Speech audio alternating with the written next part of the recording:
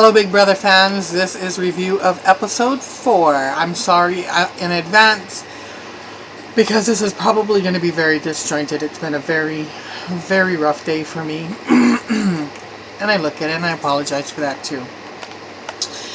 Frankie was sent back into the pile of people that could potentially be put up on the block if the power of veto was to be won by any of the people that were put up. And so Victoria and Brittany were very excited because they won the very first battle of the block and were taken down, and also very happy that they were the reason that Frankie was thrown back into the pile. Paula felt really bad because she has a bond apparently with Donnie, and she felt very bad that she wasn't able to help him win and both of them come down off the block. And she said she was going to try to do anything that she was possibly able to do to try to help him. I don't know if that meant that she was gonna tell people vote me out, vote over him, or how far she was going to take that. She did claim that prior to this game she was very selfish, and yeah, but as it turns out, as I'll say later on, Donnie did win the power of veto, so we didn't have to see that happen. But anyway, then we skip to Devin, who sees Donnie as a threat, and it was weird because that evening on the feeds, it seemed like he was thinking everybody was somebody that they weren't. And I don't know, I'm gonna wait to tell you guys at the end of this about other things that he thought that evening, because it's a spoiler, and I'm sure it will eventually, I know that they'll eventually use that in the as footage. But Donnie was not the only person that Devin thought was somebody that they're not. And they had a really nice emotional talk in the bedroom one night where, I think Devin was beginning to regret that he went immediately into this alliance with Donnie, and then went into the bomb squad, and the things that he's done and said and whatnot, and doing the double crossing on Donnie, I think it was getting to him. And it ends up, I just watched it minutes ago, and it while it is a spoiler, it's anything that's real game changing, I don't think. He did once more come out to Donnie and tell him, how he thought he was, a military man, and and apologized and said he wanted to set forth a good example for his daughter. He says that the game is made for deceit and lies, and he also wants to teach his daughter, not to do these things. So, interesting kind of sort of twist in the game, in that if he's going to change his gameplay at this point, it's going to be interesting. They did a little bit of Nicole and Christine and ghosts in the house. They at one point they heard this big thump, and so I'm beginning to wonder, was it possibly the cameramen that were behind making noises, where they couldn't see. I'm sure that they're going to build more and more up on that, because it was again mentioned more today in the feeds about ghosts in the house. Let's see, the house guests I guess they were on lockout, and they came in and they were shown the slop, and there was some frozen slop. And Caleb was told that he had to choose 4 people to be put onto slop. Interestingly enough, all 4 of them, they volunteered to be on slop, and they are Hayden, Joey, Brittany, and Cody. Hayden's lost quite a bit of weight, so has Joey. But Hayden's weight that he has lost in the house has just basically revealed his six-pack, and he's loving it. So I think Hayden is probably going to continue to volunteer to be have-not. But they were also shown the room, their ice room, which has rock hard beds, and it's absolutely freezing in that room. It's kind of it's funny to watch them prepare at night for sleeping in that room. Just tonight on the feeds, Paula said, you know, a lot of them are trying to prepare ahead of time mentally for if they become a have-not. Excuse me. And she kind of wanted to know, you know, is it unbearable? You know, what is it? You know, and Brittany said it's pretty bad. she just says, you know, she took a while to answer her, and Paula's like, you know, are you not going to tell me, or something, you know, to that effect. And she was like, no, I'm trying to figure out how to say it, you know. So apparently it is quite unbearable in the room, but they seem to be faring okay. Brittany said, let's just put it this way, you don't want to nap, because, you know, when they nap, they can only nap in their rooms. They cannot nap out on the sofa, you know, out in the areas, out next to the pool, you know, in the hammock. They can't nap there. If they look like they're falling asleep, then the cameraman reminds them that there is no sleeping other than in the rooms. Joey tries again for the all-girl alliance, and is met with nothing but pure wishy-washiness. Didn't I tell you, like an episode or 2 or 3 ago, that there's no way that there's just no way that women can become alliances for some reason. I don't think that it's in our DNA, to tell you the truth. I mean, it's just, Amber definitely didn't want to be a part of it because she's part of the bomb squad, and so Amber, of course, immediately goes upstairs and tells Caleb about it.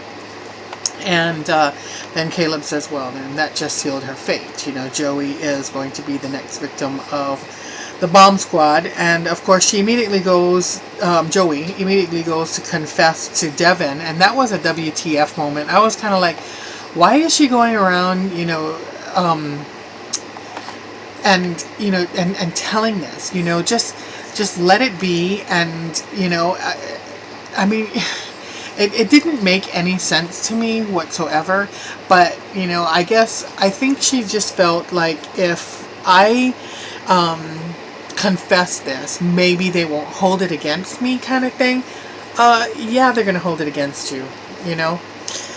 And so next we get to get the people to be chosen for the veto, and of course, because Paula and Donnie are up, and then Caleb is the HOH, they were automatically in the game, and Victoria, Zach, and Cody were the ones that were chosen to be a part of the game.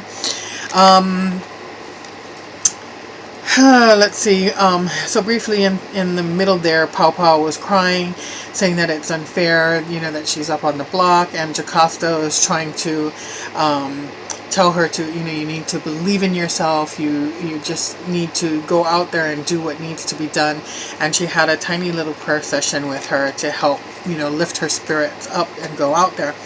So the game is called Miami Lice, and it's a great big pool that's just filled with lice, and you have to jump in and choose one letter at a time and take it back to your big old lice comb, and then you have to try to build and correctly spell the longest word that you possibly can in the shortest period of time. So of course, you know, they keep the winner of the POV last, you know, to be revealed, but the only two people that actually spelled real words were Zach with warning and Donnie with splitters. And so Donnie won the POV. Hashtag fear the beard. So he was able to take himself off the block, and since Joey pretty much dug her grave, she was put up into his place. At this point, it pretty much looks like, you know, Joey is going to be gone. You know, it's like it would be a Christmas miracle if all of a sudden everybody jumps ship and decides to put Paula out. But you know, weirder things have happened because Joey is actually speaking good game, talking to people, and Pow Pow doesn't do a whole lot of getting out there, and you know, I mean, she does a little of it, and she is more into solidifying relationships with each other people than she is you know, talking game, saying, you know, if you do this, you know, I can help you, da da da da da, and it makes more sense if you keep me versus da da da da da da da. She's just more into that bonding and becoming your friend, instead of doing that game thing that Joey is tending to do right now. So the other thing I was talking about earlier about people that, you know, they're assuming.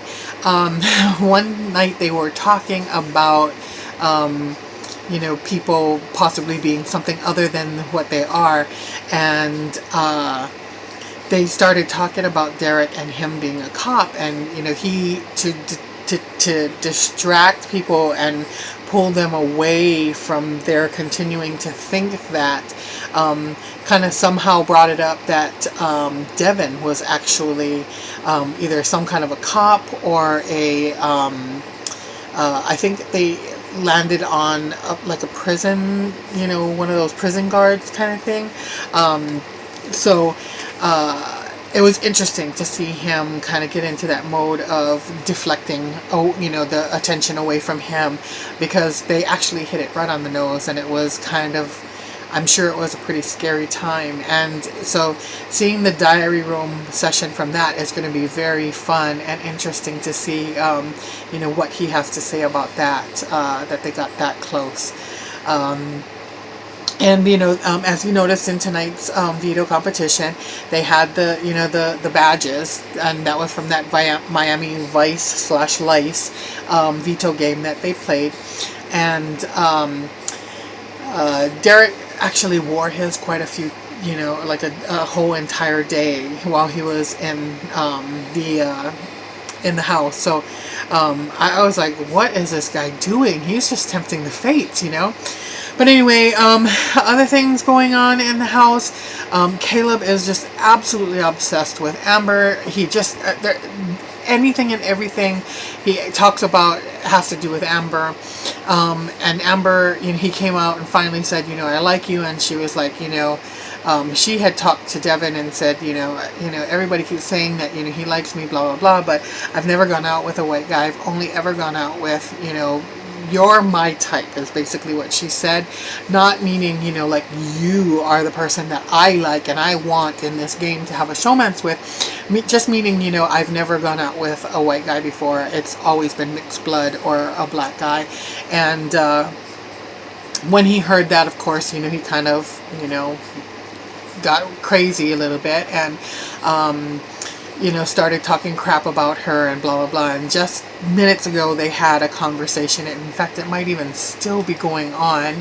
Let me switch to feed 2. Yes, it still is. But someone, Pow Pow, has come in. And so I'm sure that the relationship talk has stopped. But they've come to terms with it. He now understands. And, you know, she has seen Devin's way, because Devin is talking, you know, game and kind of getting Caleb twisted. You know what I mean? And so I'm glad that they finally came, you know, and started to talk to one another so that that could be cleared up, because, oh my God, listening to him talk nonstop about her is just about on my last nerve. What else is going on in the house? With each person, not much really, not much. Yeah, that's about it. Alright, you guys, I will see you tomorrow night after the eviction, and if there is a, if it's not an immediate HOH, I will come back and do a special, you know, who won the HOH video. if I can. Alright, thank you so much for watching. Bye.